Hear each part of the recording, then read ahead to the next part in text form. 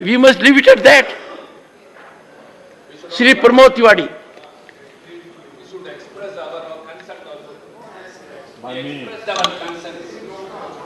माननीय सभापति जी, मैं आपका बहुत बहुत आभारी हूं कि आपने मुझे बोलने का अवसर दिया है। कल हम सब नए भवन में जाएंगे। ढेर सारी व्यक्तिगत यादें यहां से जुड़ी हैं और देश के इतिहास को देखें तो मैं गर्व के साथ कह सकता हूं कि हम सब उस सदन के सदस्य हैं जिसने इस देश का गौरवशाली इतिहास रचा है राज्यसभा में।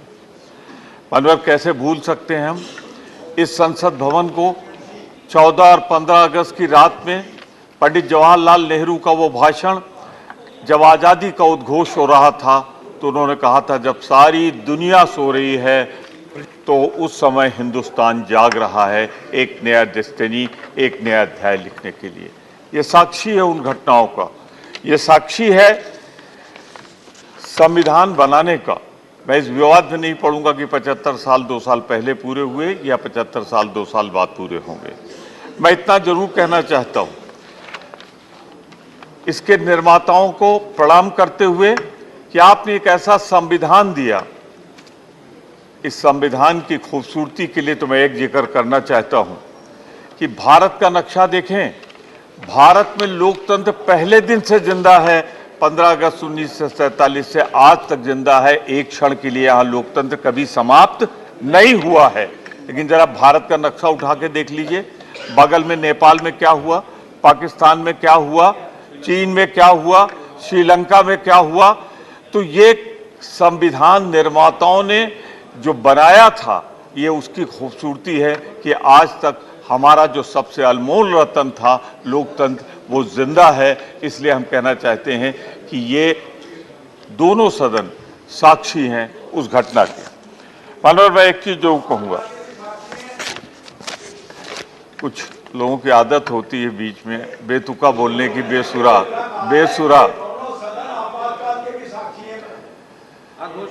रुक जाओ मानवर, मैं तो बहुत प्यार से बोल रहा था, लेकिन कुछ लोग होते हैं, अब जब ये बोल दिए तो इनको बता दूं, उस आपातकाल को संविधान के दायरे में लगाया गया था। आपने जो लगाया है उस संविधान के दायरे में नहीं, बल्कि संविधान का ताना बाना पहन के लगाया है। और आज आपातकाल जैसी। तिवारी जी, कई बार प्यार से बहुत डर लगता है। सही बात है सर, अपना अपना अनुभव। देखिए, यदि अगर हम आज के दिन राजनीतिक दायरे में रहकर बात करेंगे तो आगे का रास्ता साफ नहीं निकलेगा सर। आज की हकीकत जब मैं यहाँ सुनता हूँ और दुनिया के लोगों से सुनता हूँ तो मुझे लगता है मैं कहाँ आ गया sir. Let us be proud of our accomplishments. They are product of our human resource, sir, our bureaucratic system, sir, our visionary leadership. Where is the harm in it? मैं वही काम कर रहा था, बीच में विघ्न हो गई। नहीं, आप वो नहीं कर रहे। मैं तो तारीफ कर रहा था लोकतंत्र के निर्माताओं को, संविधान के निर्माताओं का।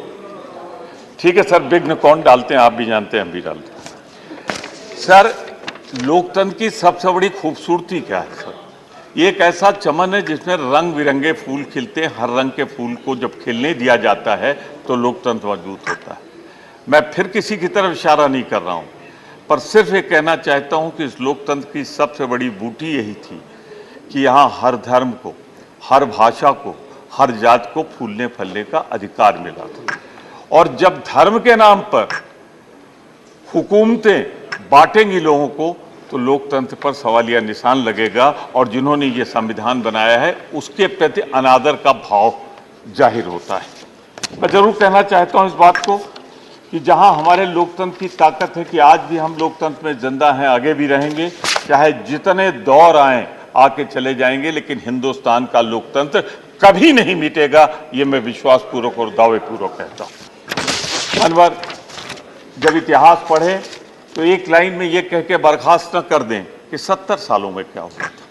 अरे 1947 में जब पंडित जवाहरलाल नेहरू ने सत्ता संभाली थी तो हिंदुस्तान के पास क्या था? कितने गांव में बिजली थी, कितनी हम बिजली पैदा करते थे। कई गांव में हमारा टेलीफोन सेवाएं थी, कई गांव में मानवर विकास के लिए सड़कें थी। आज अगर है तो सारे लोगों ने मिलकर काम किया है, इसलिए आज ये दौर आया हुआ है। तो मैं एक बात जरूर कहना चाहता हूं, जब गौरवशाली इतिहास पढ़ा जाए तो प्रधानमंत्री नेहरू के किए कार्यों की सराहना के बने हिंदुस्तान का इतिहास अधूरा रहेगा। उन्होंने जो योगदान दिया। माननीय जी, शास्त्री जी का कार्यकाल बहुत संक्षिप्त था। 18 महीने में उस शख्सियत को हमेशा हिंदुस्तान याद रखे जिसने जय जवान जय किसान का नारा दिया था। तब वो हिंदुस्तान था जब युद्ध रोकने के लिए 65 का हम पर PL 480 की धमकी दी गई थी, उससे भी हम निकले। मानवर, इंदिरा जी के बगैर इंडिया का इतिहास अधूरा रहेगा। अरे ये वो इंदिरा गांधी है जिसने महिला सशक्तिकरण किया, बांग्लादेश का निर्माण किया। अरे लोग तो इतिहास में कुछ पन्ने लिखते हैं, उन्होंने तो ज्योग्राफिया बदलकर दुनिया के नक्शे में जब तक बांग्लादेश रहेगा इंदिरा गांधी का नाम रहेगा। और इंदिरा गांधी की कोई ताकत तो थी, इंसानियत थी, शराफत थी, संसदीय मर्यादाएं थी कि अटल बिहारी वाजपेयी ने उनकी तुलना दुर्गा मां से की थी। ये है देश का लोकतंत्र। मानवर, आज बड़ी बात होती है डिजिटल इंडिया। इसका जन्मदाता कौन था? राजीव गांधी। क्या हम उनके योगदान को भुला सकते हैं? पिछड़े वर्गों को, दलित वर्ग को, महिलाओं को अगर पंचायत राज में, नगर निकाय में आज वो मेयर के पद पे बैठी हैं, बड़े बड़े पदों पे जिला पंचायत अध्यक्ष बैठी हैं, तो कांग्रेस के प्रधानमंत्री राजीव गांधी का योगदान है उसमें। मैं इतना जरूर कहना चाहता हूं आपसे, आज युवा आभारी है। 18 साल के नौजवान को अगर मिला है तो इन्हीं 70 वर्षों में मिला है मताधिकार।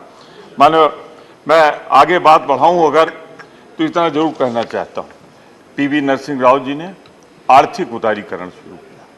उन्होंने, मनमोहन सिंह जी ने उसको परवान चढ़ाया। आज भारत की जो ताकत है ना दुनिया में, वो सपनों से नहीं आई है, इन दोनों के उदारीकरण के कारण आई है। हम इनके योगदान को नहीं भूल सकते।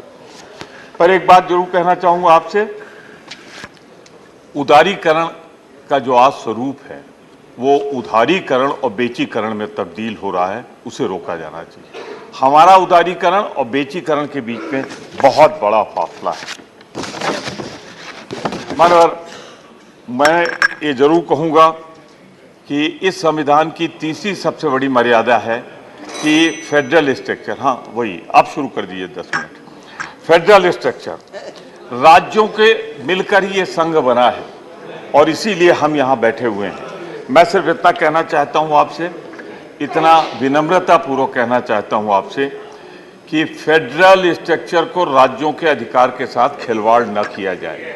जो हो रहा है, चुनी हुई सरकारों को गिराते हैं आप गोवा में, चुनी हुई सरकारों को मध्य प्रदेश में गिराते हैं आप, जिस तरीके से विभिन्न राज्यों में गिराई जा रही है, ये खतरनाक लक्षण है जिसका जिक्र मेरे भाई कर रहे थे। वही आपातकाल की तानाशाही जो बिना लगाए आई जा रही है।